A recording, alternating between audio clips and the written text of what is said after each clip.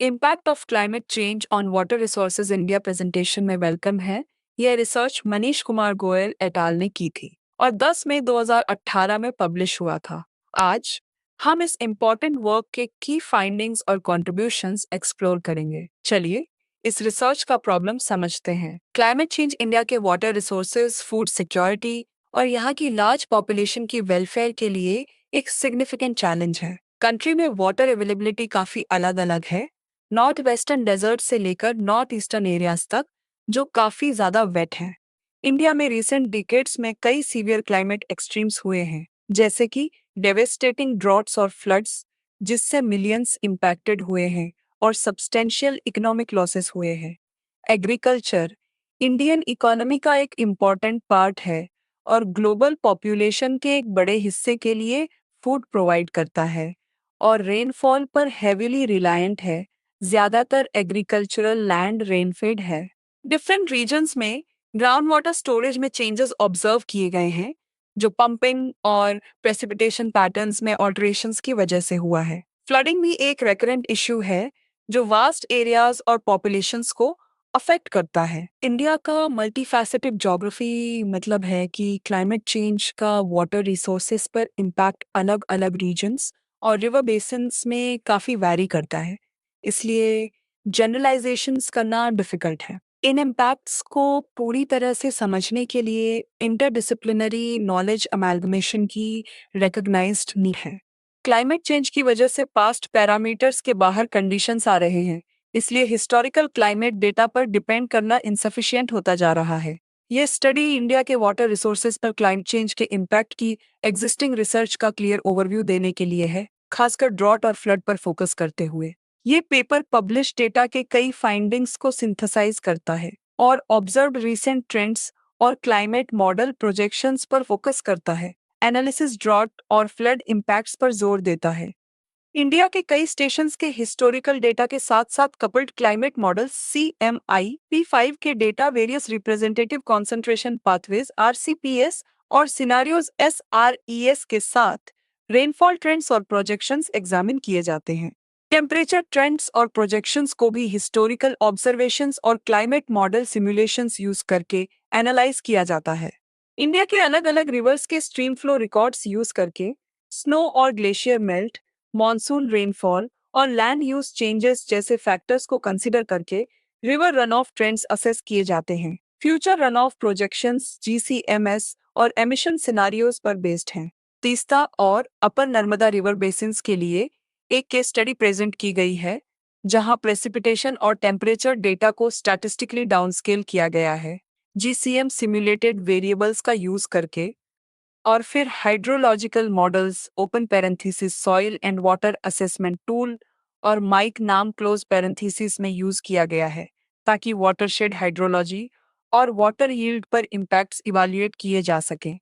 India के different regions में drought severity और ड्यूरेशन ट्रेंड्स असेस करने के लिए standardised precipitation index SPI use करके ड्रॉट एनालिसिस किया जाता है, डिफरेंट टाइम पीरियड्स और एमिशन सिनारियोज को कंसिडर करते हुए। ग्लेशियर चेंजेस की स्टडीज मास बैलेंस और एक्सटेंट पर की जाती हैं, ताकि रिवर रन ऑफ पर उनका इन्फ्लुएंस एग्जामिन किया जा सके। इंडिया की डेवलपिंग इकोनॉमी, एग्रेरियन नेचर और क्लाइमेट एक्सट्रीम्स की वल्नरेबिलिटी के कॉन्टेक्स्ट में क्लाइमेट चेंज और पॉलिसी एक्शंस के इम्प्लीकेशंस डिस्कस किए गए हैं। चाइना के वाटर रिसोर्स चैलेंजेस और अडेप्टेशन स्ट्रैटेजीज के साथ एक कंपैरेटिव एनालिसिस भी इंक्लूड किया गया है। यह स्टडी साइंटिफिक लिटरेचर, रिपोर्ट्स और मीटियोरोलॉजिकल डेटा के कॉम्प्रिहेंसिव रिव्यू पर डिपेंड करती है, ताकि कंक्लूजन्स और पॉलिसी इन्फॉर्म कर सकें। रेनफॉल डेटा के एनालिसिस से पता चलता है कि लॉन्ग टर्म 1871 टू 2005 में एनुअल रेनफॉल में कोई सिग्निफिकेंट नेशनल ट्रेंड नहीं है, ऑल्दो नेशनली एक स्मॉल डिक्रीजिंग ट्रेंड ऑब्जर्व किया गया है और नॉर्थ वेस्टर्न और पेनिनसुलर इंडिया में एक स्मॉल इंक्रीजिंग ट्रेंड है। 1871 टू 2008 के पीरियड में नॉर्थ ईस्टर्न इंडिया में कोई क्लियर रेनफॉल ट्रेंड नहीं दिख रहा है, लेकिन इंडिया में हेवी रेनफॉल इवेंट्स में इंक्रीज और लो और मीडियम रेनफॉल इवेंट्स में डिक्रीज ऑब्जर्व किया गया है।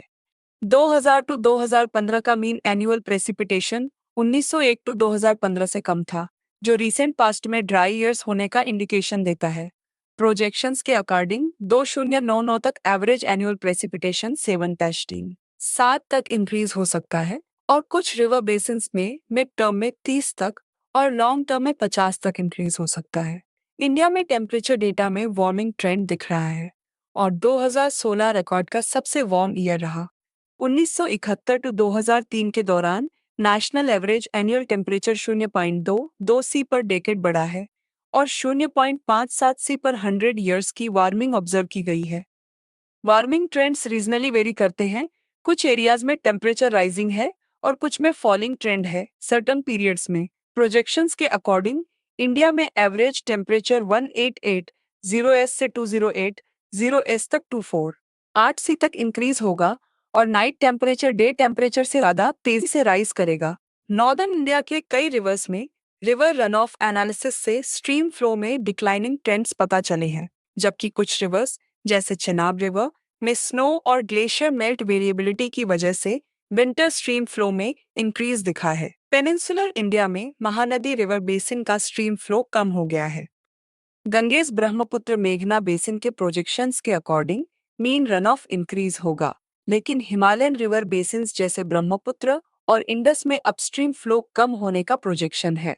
अपर नर्मदा बेसिन के केस स्टडी में annual mean precipitation, maximum temperature और मिनिमम टेम्परेचर में इंक्रीजिंग ट्रेंड्स दिख रहे हैं, जिससे स्ट्रीम फ्लो में सिमुलेटेड इंक्रीज होता है। तीस्ता रिवर बेसिन में प्रेसिपिटेशन और टेम्परेचर में इंक्रीजिंग ट्रेंड्स दिख रहे हैं, जिसकी वजह से सिमुलेटेड स्ट्रीम फ्लो इंक्रीज हुआ है। ड्राउट एनालिसिस से पता चलता है कि इंडिया के कुछ पार्ट्स में ड्राउट सेवियरिटी और फ्रीक्वेंसी इंक्रीज हो रही है और agriculturally important southern India, central Maharashtra और इंडो गैनेजेटिक प्लेन्स की तरफ शिफ्ट हो रही है। प्रोजेक्शंस के according central, south east coastal, eastern और नॉर्थ ईस्टर्न इंडिया के कुछ पार्ट्स में एक्सट्रीम ड्राई स्पेल्स बढ़ सकते हैं, लेकिन कुछ एनालिसिस में कंट्री में क्रॉपलैंड्स के ड्रॉट वेरिएबल्स में डिक्रीजिंग ट्रेंड्स दिख रहे हैं। ग्लेशियर स्टडीज के अकॉर्डिंग लास्ट 4 डिकेड्स में इंडियन हिमालयन ग्लेशियर्स का नेट लॉस हुआ है और इंडियन हिमालयन रीजन में annual rates of shrinkage observe किए गए हैं। इंडिया के वाटर रिसोर्सेज के लिए प्रेसिपिटेशन और टेम्परेचर पैटर्न्स में ऑब्जर्व्ड और प्रोजेक्टेड चेंजेस के प्रोफाउंड इम्प्लीकेशंस हैं। Uneven distribution of rainfall, heavy downpours और प्रोलॉन्ग्ड ड्राई स्पेल्स जैसे एक्सट्रीम इवेंट्स में इंक्रीज के साथ फ्लड्स और ड्रॉट्स दोनों के लिए ससेप्टेबल रीजन्स की वल्नरेबिलिटी को और बढ़ा देता है। ड्रॉट्स की इंक्रीजिंग फ्रीक्वेंसी और इंटेंसिटी फूड सिक्योरिटी के लिए बहुत बड़ा थ्रेट है, क्योंकि रेनफेड एग्रीकल्चर पर बहुत ज़्यादा डिपेंड करता है। इसके उलट इंक्रीज्ड रेनफॉल इंटेंसिटी की वजह से फ्लैश फ्लड्स और सॉइल इरोजन हो सकता है, जिससे वाटर क्वालिटी और इंफ्रास्ट्रक्चर इम्पैक्ट हो सकता है। वार्मिंग ट्रेंड्स, खासकर रात के टेम्परेचर में तेज राइज, क्रॉप यील्ड्स को अफेक्ट कर सकता है और इवापोट्रांसपिरेशन बढ़ा सकता है, जिससे वाटर रिसोर्सेज पर और ज्यादा स्ट्रेस पड़ता है। कुछ रिवर्स में स्ट्रीम फ्लो में डिक्लाइनिंग ट्रेंड्स देखने को मिल रहे हैं, जिसके पीछे मॉनसून पैटर्न्स में चेंजेस और ग्लेशियर मेल्ट जैसे फैक्टर्स हैं, जिससे इरिगेशन, हाइड्रो पावर और डोमेस्टिक यूज के लिए वाटर अवेलेबिलिटी को लेकर कंसर्न्स बढ़ रहे हैं। कुछ प्रोजेक्शंस में लार्ज रिवर बेसिन्स में ओवरऑल रन ऑफ इंक्रीज होने का अंदाजा है, लेकिन इस इंक्रीज का स्पेशियो टेम्पोरल डिस्ट्रीब्यूशन और अपस्ट्रीम ग्लेशियर मेल्ट पर इसके पोटेंशियल इम्पैक्ट्स पर ध्यान देना जरूरी है। Case studies regional variations highlight करते हैं। कुछ बेसिन्स में क्लाइमेट चेंज सिनारियोज के अंडर प्रेसिपिटेशन और स्ट्रीम फ्लो दोनों में क्लियर इंक्रीजिंग ट्रेंड दिख रहा है, जबकि अदर्स अलग अलग चैलेंजेस फेस कर सकते हैं। हिमालयन ग्लेशियर्स का ऑब्जर्व्ड श्रिंकेज एक क्रिटिकल इश्यू है, क्योंकि ये मेजर इंडियन रिवर्स के लिए वाटर का इंपॉर्टेंट सोर्स है। उनके रिट्रीट का लॉन्ग टर्म वाटर अवेलेबिलिटी पर, खासकर ड्राई सीजन्स में, बहुत ज्यादा इम्पैक्ट पड़ेगा। इंडिया में existing water resource management policies और इंफ्रास्ट्रक्चर को इन इवॉल्विंग क्लाइमेट कंडीशंस के हिसाब से अडेप्ट करने में काफ़ी चैलेंजेस फेस करने पड़ रहे हैं। Data collection gaps, water law में इनकंसिस्टेंसीज और क्लाइमेट चेंज कंसीडरेशंस को प्लानिंग और मैनेजमेंट में इंटीग्रेट करने की ज़रूरत क्रिटिकल इश्यूज हैं। चीना के साथ comparative perspective, large developing Nations जिनके वाटर रिसोर्सेज में सिग्निफिकेंट डिस्पैरिटीज हैं और एग्रीकल्चर जैसे क्लाइमेट सेंसिटिव सेक्टर्स पर डिपेंडेंस है, उनके कॉमन चैलेंजेस को हाईलाइट करता है। डेटा कलेक्शन स्ट्रॉन्ग करना, मल्टीडिसिप्लिनरी रिसर्च को प्रमोट करना और अडेप्टिव स्ट्रेटेजीज डेवलप करना इन्फॉर्म डिसीजन मेकिंग और वाटर सिक्योरिटी इंश्योर करने के लिए क्रूशियल है। क्लाइमेट चेंज से इंडिया के वाटर रिसोर्सेज पर काफ़ी इम्पैक्ट पड़ने वाला है और इसका इफेक्ट अलग-अलग रीजन्स में अलग-अलग होगा। प्रेसिपिटेशन के मैग्नीट्यूड और इंटेंसिटी में चेंजेस की वजह से हाइड्रोलॉजिकल स्ट्रक्चर डिज़ाइन, फ्लड और ड्रॉट मैनेजमेंट स्ट्रेटजीज और अर्बन प्लानिंग में एडाप्टेशन ज़रूरी होंगे। इंडिया की एग्रेरियन इकोनॉमी, जो मॉनसून रेनफॉल पर हेविली डिपेंडेंट है, इन प्रोजेक्टेड चेंजेस के लिए पारिकियरली वल्नरेबल है। क्लाइमेट चेंज के इफेक्ट्स का असेसमेंट एनहांस करने और फ्यूचर क्लाइमेट सिनारियोज यूज करके एडेप्टिव मैनेजमेंट टेक्निक्स डेवलप करने की एक क्रिटिकल नीड है। करंट वाटर रिसोर्स सिस्टम्स में data collection, monitoring, processing, communication, dissemination और स्टोरेज नेटवर्क डेफिशिएंसीज बहुत ज़्यादा हैं, जो रैपिडली चेंजिंग क्लाइमेट की चैलेंजेस को एड्रेस करने के लिए इनएडिक्वेट हैं। National action plan on climate change open parenthesis NAPCC close parenthesis in challenges को एड्रेस करने के लिए एक फ्रेमवर्क प्रोवाइड करता है, जिसमें वाटर यूज एफिशिएंसी इंप्रूव करने और फॉरेस्ट कवर एक्सपैंड करने पर जोर दिया गया है। वाटर रिसोर्स सिक्योरिटी इंश्योर करना और क्लाइमेट चेंज के एडवर्स इफेक्ट्स को कम करना, सभी लेवल्स पर कंसर्टेड एफर्ट्स की जरूरत है। इंडिया का वाटर फ्यूचर सिक्योर करने के लिए वाटर और क्लाइमेट चेंज पॉलिसी पर इन्फॉर्म्ड साइंटिफिक डिसीजंस लेने के लिए फर्दर रिसर्च और एनहांस्ड डेटा इंफ्रास्ट्रक्चर जरूरी है।